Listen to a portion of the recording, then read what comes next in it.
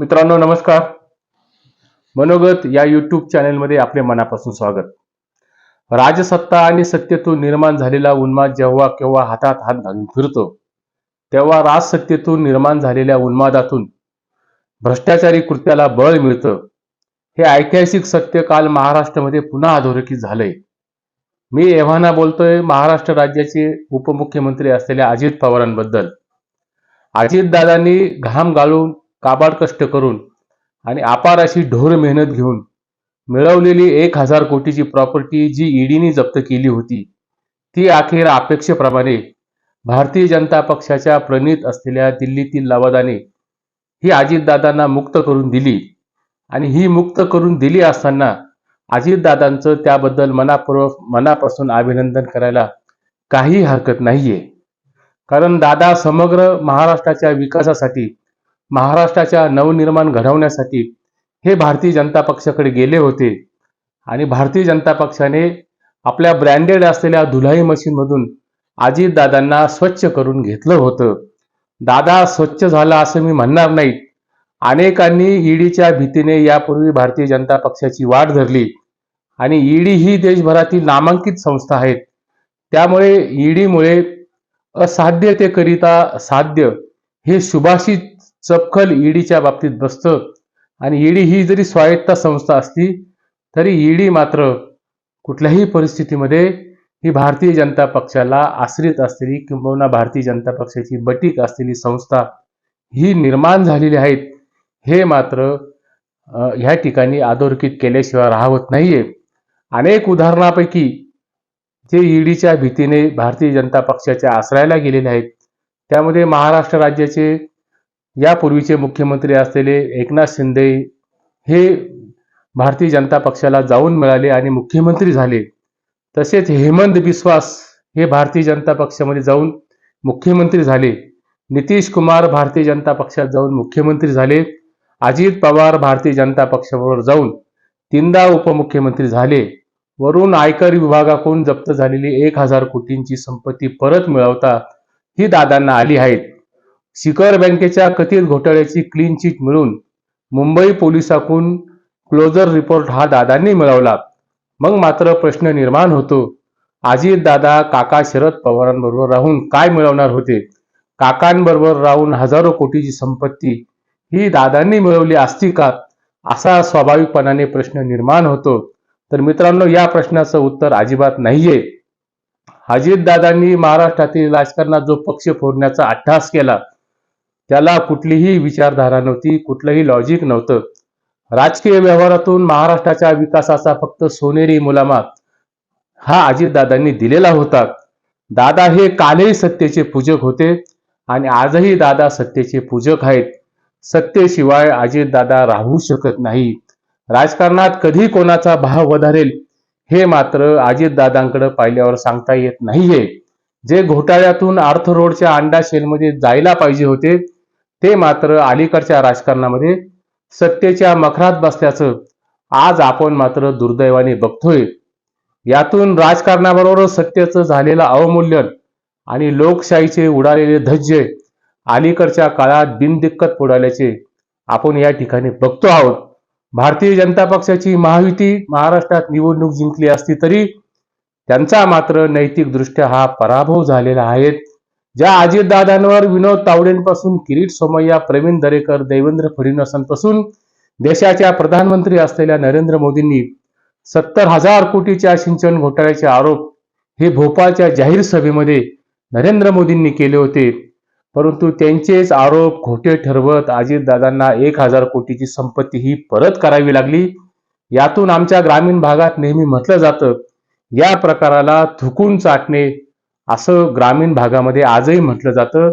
मग प्रश्न मात्र यातून स्वाभाविकपणाने निर्माण होतो, ईडीने अजितदादांच्या आणि अजितदादांच्या कुटुंबियाबद्दल जे पुरावे जमा केलेले होते, ते पुरावे धांदात खोटे होते की काय?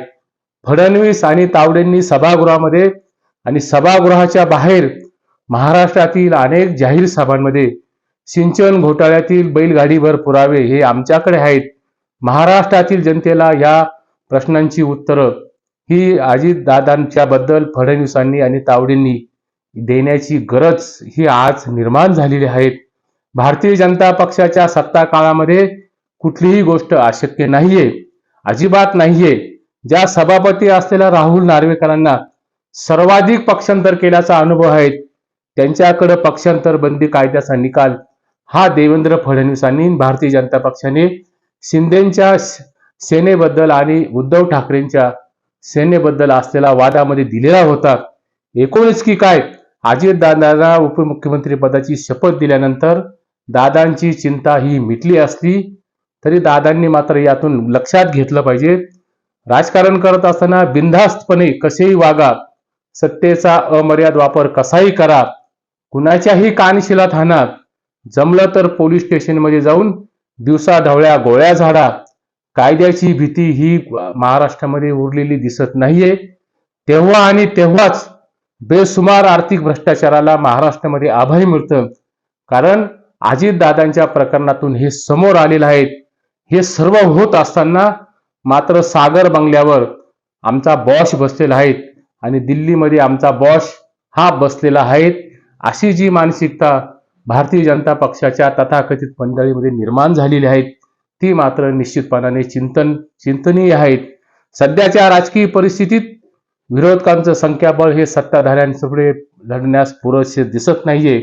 पुढच्या काळात सत्ताधाऱ्यांविरुद्ध लढण्याची मानसिकता ही विरोधी पक्षात आहे किंवा नाही, हा खरा खूप मोठा प्रश्न महाराष्ट्रामध्ये निर्माण झालाय. गैरमार्गाने घोटाळे करून आणि आर्थिक उपद्व्याप करून सत्तेमध्ये बेशक राहता येते, या भावनेने महाराष्ट्राची जनता आज मात्र मोठ्या प्रमाणावर व्यथित झालेली आहे. सत्तेचा 5 वर्षाचा खूप मोठा कालखंड आहे. महायुती सरकारला आसुरी बहुमत असल्याने विरोधी पक्षातील आमदार आणि खासदार सांभाळलं आणि किंबहुना ते विरोधी पक्षातील आमदार हे विरोधी बाकावर बसतीलच, याची कुठलीही शाश्वती या ठिकाणी दिसत नाहीये. विरोधकांना चिरडण्यासाठी सत्तेचा अमर्याद वापर यापूर्वी भारतीय जनता पक्षाने केलेला आहे. अजितदादा आणि एकनाथ शिंदेच्या पक्षफुटीने आणि अलीकडच्या काळातील अशोक चव्हाणांचा स्कॅम हा महाराष्ट्रामध्ये आदर्श घोटाळा म्हणून ओळखला जाऊ लागला होता. तोच आदर्श म्हणून भारतीय जनता पक्षाने हे पावन करून घेतलेलं आहे आणि त्यांना राज्यसभेची खासदारकी देखील दिलेली आहे. एकूणच की काय, महाराष्ट्रातील राजकारण ही एक रंगभूमी बनली आहे. येथे वारंवार रंग बदलता येतो. त्याला भारतीय जनता पक्षाचे मित्रपक्ष असलेल्या ईडी, सीबीआय, आयकर विभाग अजिबात अपवाद असू शकत नाहीये. सारांशात एकच सांगेल, अजितदादांनी राजकारण केले ते आपल्याकडील असलेली आसुरी संपत्ती आणि आपल्याकडे असलेला संस्थान वाचवण्यासाठी केलेली ही अजितदादांची धडपड आहे. त्यात काही एक गैर लागू ठरत नाहीये. शेवटी संस्थानिक हे नेहमी सत्तेच्या बरोबर राहणे पसंत करतात आणि सत्तेतून अमर्याद संपत्ती मिळवणे, सत्तेतून भत्ता मिळवणे हेच राज्यकर्त्यांना माहीत असतं. अजितदादांनी केलेलं राजकारण हे धंदेवाईक राजकारण करून भारतीय जनता पक्षाकडून 1000 कोटीची संपत्ती ही मिळवली आहे. ही संपत्ती मिळवत असताना अजितदादांना ती लॉटरी ही मिळालेली आहे. परंतु ही लॉटरी मिळवत असताना महाराष्ट्रातील जनतेला एक प्रश्न पडलेला आहे. 70,000 कोटीच्या सिंचन घोटाळ्याचा हिशोब हा मात्र अजितदादा आणि महाराष्ट्रातील असलेला सत्ताधारी पक्ष कधी देणार, हा प्रश्न महाराष्ट्र विचारल्याशिवाय राहणार नाहीये. पूछता है महाराष्ट्र. ज्या 70,000 कोटींची फाईल ही महायुतीमधील असलेल्या मंडळींनी पुढच्या काळात फाईल ही गायब करून टाकणार आहेत का, याचे उत्तर हे महाराष्ट्रातील जनतेला पुढच्या काळामध्ये अपेक्षित आहेत. अजितदादा जरी क्लीन चिट मिळाली असती तरी अजितदादांच्या भोवती असलेलं सिंचन घोटाळ्यातील 70,000 कोटीचे आरोप हे मात्र अजितदादांच्या भोवती आणि महाराष्ट्राच्या समोर असलेला खूप मोठा प्रश्न आहे. त्याचं उत्तर हे महाराष्ट्रातील जनतेला पुढच्या काळामध्ये मिळालंच पाहिजे, हीच अपेक्षा या व्हिडिओच्या माध्यमातून व्यक्त करतो.